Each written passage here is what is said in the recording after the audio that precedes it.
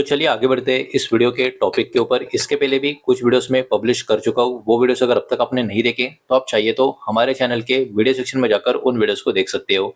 तो यहाँ पर हम बात करने वाले एनबीसीसी इंडिया लिमिटेड, इस कंपनी के शेयर के बारे में। 89 रुपीज के करीब आज की क्लोजिंग है। एकदम हल्की सी गिरावट इस स्टॉक में आज के दिन क्लोजिंग बेसिस पे हमको देखने को मिली है। इंट्राडे की स्टॉक का पैटर्न की बात करें तो 90.50 के आसपास का ऑल टाइम हाई का लेवल था। तो ओवरऑल आज का दिन का इंट्राडे का ट्रेंड भी स्टॉक का कहीं ना कहीं थोड़ा फ्लैटिश ही हमको देखने को मिला है। हालांकि पिछले कुछ समय की बात करें 6 महीने के पैटर्न की, तो 6 महीने में अब तक 5% की गिरावट स्टॉक में देखने को मिलेगी, लेकिन 6 महीने में एक्शन काफी ज्यादा हमको देखने को मिला है। 95 से 120 रुपए के करीब गया, फिर से गिर के अब 90 के आसपास आ गया। तो पिछले 6 महीने में स्टॉक में काफी भारी उतार चढ़ाव भी हमको कुछ कुछ समय में देखने को मिले हैं। इतना ही नहीं, एक साल के पैटर्न की बात करें तो एक साल में भी आप देख सकते हो बहुत सारे अप्स एंड डाउन आपको नजर आएंगे। एक साल पहले 100 रुपए के आसपास था, फिर 120 125 के आसपास गया, गिर गिर के 80 के आसपास आया, फिर से 110 के आसपास गया, अब फिर से 90 के आसपास आता हुआ नजर आएगा। मतलब काफी ज्यादा स्विंग्स इस स्टॉक में पिछले एक साल में 6 महीने में लगातार हमको यहाँ पर नजर आ रहे हैं।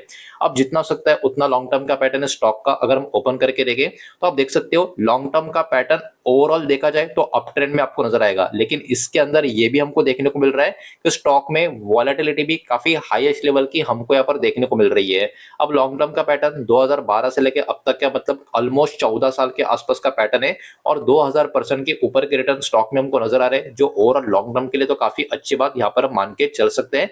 लेकिन उसके साथ ये भी बात ध्यान में रखने की स्टॉक में कुछ ज्यादा ही भारी मात्रा में यहाँ पर आप देख सकते हो अप्स एंड डाउन हमको देखने को मिले। तो लॉन्ग टर्म में तो ये वॉलेटाइल स्टॉक हमको यहाँ पर देखने को क्लियरली मिल रहा है। अब चलिए आगे बढ़ते हैं और जो मेन खबर इस कंपनी के बारे में जो निकल कर आ चुकी है उसको जरा सिंपल वे से समझने की कोशिश करते हैं। तो एनबीसीसी इंडिया लिमिटेड की बात करें, राजस्थान में इनको एक बहुत ही बड़ा प्रोजेक्ट यहाँ पर मिला हुआ है, उसी का खबर मार्केट में आ चुका है, उसको ही हम समझने वाले हैं। तो बात करें इसके तो देखिए ये एक गवर्नमेंट प्रोजेक्ट है, मतलब राजस्थान गवर्नमेंट से प्रोजेक्ट इनको मिला हुआ है और इसका वर्थ 121.74 करोड़, मतलब राउंड नंबर लेके चलो तो 122 करोड़ का प्रोजेक्ट इनको राजस्थान इस लोकेशन पे यहाँ पर मिला हुआ है। ये प्रोजेक्ट एक्चुअली इनको जो अवार्ड किया गया है Rajasthan council of school education की तरफ से किया गया है, ये बात यहाँ पर आप ध्यान में रखें। और इस प्रोजेक्ट के अंतर्गत बहुत सारे अलग अलग चीजों का काम होता हुआ आपको नजर आएगा, जिसमें 170 नए स्कूल बिल्डिंग्स का काम किया जाने वाला है, कंस्ट्रक्ट करने वाले हैं। तो ये अपने आप में काफी ह्यूज डेवलपमेंट आपको देखने को मिलेगी।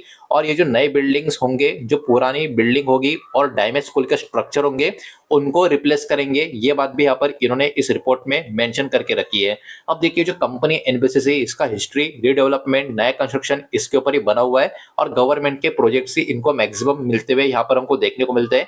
इसके कारण ये वाला शेयर हमेशा इसी पर्टिकुलर खबर के हिसाब से बाजार के फोकस में बना हुआ रहता है और इसके कारण कंपनी का ऑर्डर बुक भी काफी मजबूत भी आपको देखने को मिलेगा। ये प्रोजेक्ट एक्चुअली कंपनी का जो सप्लीमेंट्री प्रोजेक्ट अप्रूवल बोर्ड का जो इनिशिएटिव है उसी का हिस्सा आपको नजर आएगा, जो ओवरऑल देखा जाए इस कंपनी के लिए काफी अच्छी बात अभी के लिए मानी जा सकती है।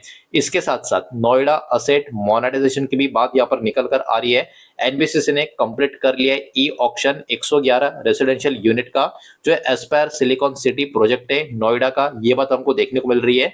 और इसका जो टोटल वैल्यू है कंप्लीटेड सेल्स का वो अराउंड 416 417 करोड़ के आसपास का यहाँ पर बताया जा रहा है।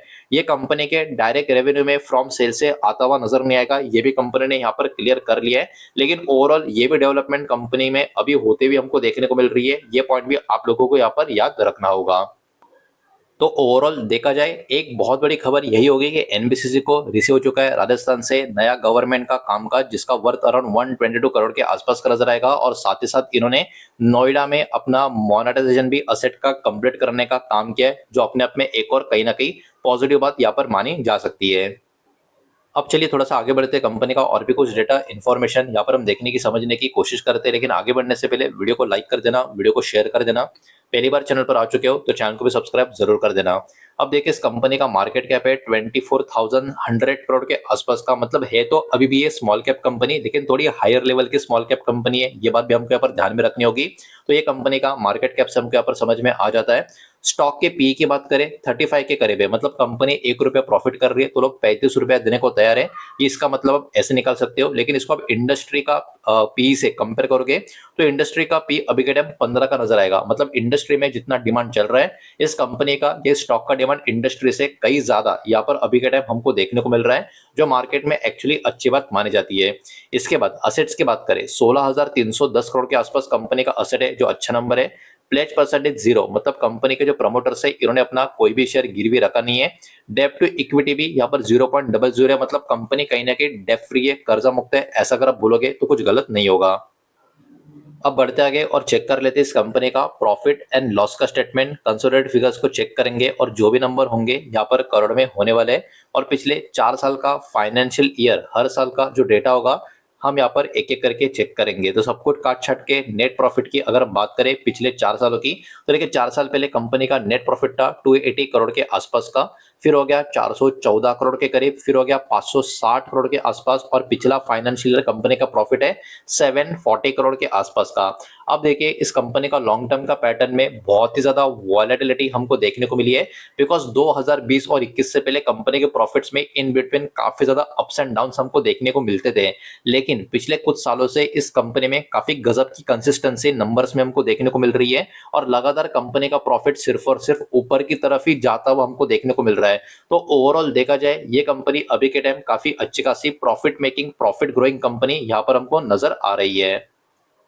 अब थोड़ा और आगे बढ़ते हैं और चेक कर लेते हैं इस कंपनी का शेयर होल्डिंग पैटर्न का डेटा। जून 2026 का लेटेस्ट पैटर्न यहाँ पर मौजूद है, तो वही पैटर्न यहाँ पर हम चेक करेंगे, जिसमें प्रमोटर की होल्डिंग आप देख सकते हो 61.75% की आपको नजर आएगी। और पिछले कुछ क्वार्टर से प्रमोटर की होल्डिंग सेम टू सेम नजर आ रही है। मतलब प्रमोटर ने ना अपना स्टेक बढ़ाया है ना अपना स्टेक कम किया है, और ओवरऑल इस कंपनी के मेजोरिटी शेयर होल्डर इसी कंपनी के प्रमोटर देखने को मिल रहे हैं। ये बात हमको यहाँ पर समझ में आ जाती है।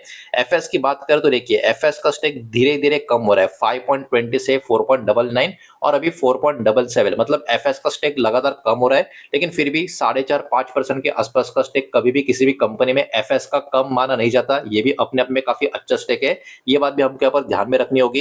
लेकिन देखो अगर एफएस का स्टेक कम हो रहा है तो उसके सामने डीएस का स्टेक अभी के टाइम इंक्रीज हुआ है। दिसंबर के क्वार्टर के कंपेयर में मार्च क्वार्टर में डीएस का स्टेक भी कम हुआ था, लेकिन अब जून के क्वार्टर में फिर से डीएस का स्टेक काफी अच्छा खासा ऊपर की तरफ आता हुआ आपको नजर आएगा। मतलब कहीं ना कहीं एफएस की सेलिंग में डीएस की बाइंग आपको नजर आएगी, बिकॉज प्रमोटर का स्टेक में तो कोई भी चेंज हमको देखने को नहीं मिला है। तो पब्लिक होल्डिंग 22.5% की थी, वह 22%, 22.20% करीब है। मतलब पब्लिक का भी थोड़ा सेलिंग यहाँ पर होता हुआ हमको देखने को मिल रहा है, प्लस एफएस का जो सेलिंग है वो भी डीएस के बाइंग में कन्वर्ट होता हुआ हमको यहाँ पर देखने को मिल रहा है।